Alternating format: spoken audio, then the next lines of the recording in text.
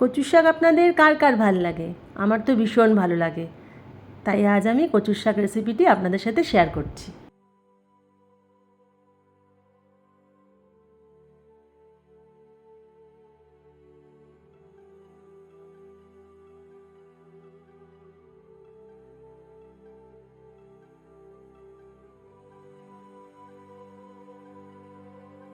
দেখুন, আগের দিন রাতে আমি কচুর শাকগুলো কিনে এনেছিলাম বাজার থেকে, তো সেটাই ভালো করে ধুয়ে নিয়েছি।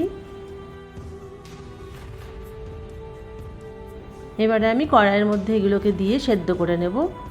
ভালো করে ধুয়ে নিয়ে এগুলো কড়াইতে দিয়ে দিচ্ছি।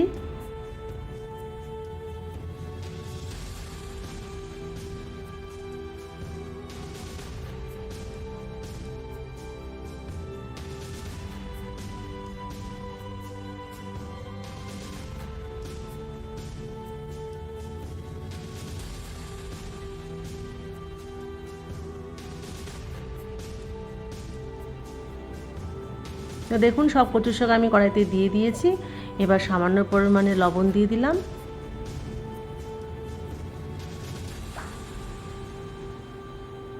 এবারে দেখুন, আমি এক ছিপি মতো ভিনিগার দিয়ে দিচ্ছি, কারণ কচুর শাক তো অনেকেরই গলা ধরে।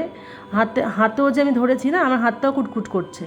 তো যার জন্য ভিনিগারটা দিয়ে দিলে কি হয়, গলা কিন্তু আর ধরবে না। যতই আমরা জল ফেলে নিই না কেন, জল ঝরিয়ে নিই, জল সেদ্ধ করে ফেলে দিই, কিন্তু গলা কিন্তু সামান্য হলে ধরেই। তা আপনারা ভিনিগার দিয়ে এরপরে থেকে রান্না করে দেখবেন, গলা কিন্তু এক ফোঁটাও ধরবে না। তো এবার দেখুন, আমার কচু শাকটা আমি সেদ্ধ করে নিয়েছি।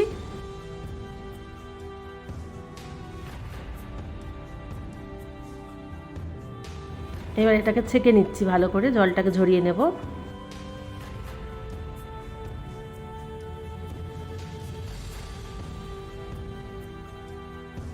দেখুন, যতটা জল আছে আমি এবার এটাকে খুন্তির সাহায্যে চেপে চেপে বার করে দেব, দিয়ে ঝরিয়ে দেওয়ার জন্য রেখে দেব। এবার কড়াই বসিয়ে দিয়েছি, আমি সামান্য পরিমাণে সর্ষের তেল দিয়ে দেব। দুটো শুকনো লঙ্কা আর তেজপাতা ফোড়নে দিয়েছি। এবার সাদা জিরে এখানে দিয়ে দেব।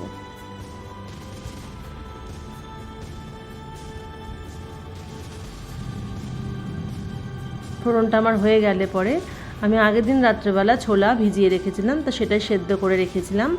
সেই ছোলাগুলোকে এবার আমি ফোড়নের মধ্যে অ্যাড করব।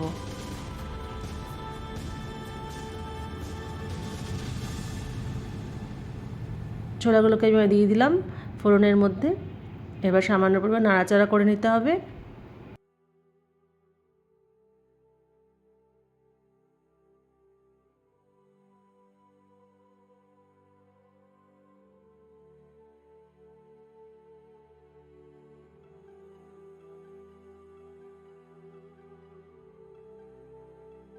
এবারে আমি অল্প পরিমাণে লবণ দিচ্ছি, যেহেতু কচুর শাক আমি সেদ্ধ করার সময় লবণ দিয়েছিলাম, ছোলাগুলো সেদ্ধ করার সময় লবণ দিয়েছিলাম, সেই জন্য একেবারে অল্প পরিমাণে লবণ দিয়েছি।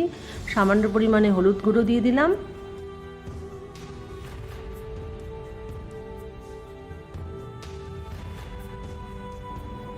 এক চামচ মতো জিরের গুঁড়ো দিয়ে দিলাম। এবার একটু মশলাটাকে কষিয়ে নিতে হবে। এরপরে সেদ্ধ করা কচুটাকে দিয়ে দিলাম।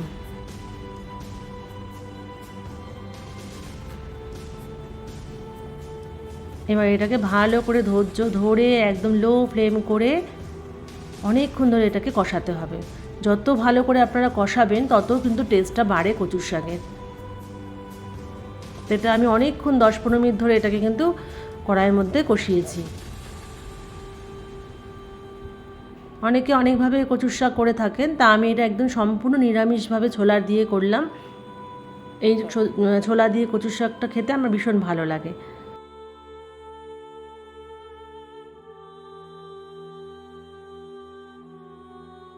সামান্য পরিমাণে চিনি দিয়ে দিলাম। এবার চিনি দিয়ে সামান্য নেড়ে চেড়ে নেব। অনেকে নারকেলও দিয়ে থাকে, কিন্তু এই মুহূর্তে নারকেল আমার বাড়িতে ছিল না, তা ছোলাটা দিয়ে আমি করলাম।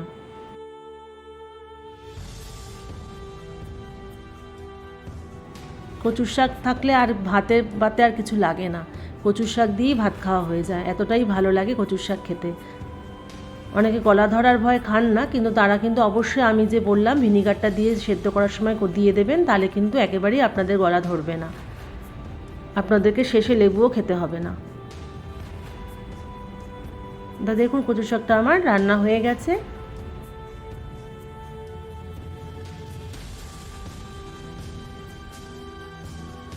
একদম সামান্য উপকরণে, ঘরে সামান্য জিনিস দিয়ে দেখুন কচু শাকটা তৈরি হয়ে গেল।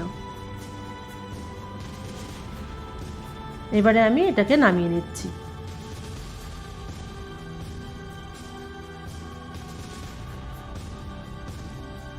তো কেমন লাগলো কচু শাক রেসিপিটি আমার? ভালো লাগলে অবশ্যই লাইক শেয়ার কমেন্ট করবেন, আর নতুন বন্ধুরা অবশ্যই আমার পাশে থাকবেন, সাবস্ক্রাইব করবেন। সবাই খুব ভালো থাকবেন।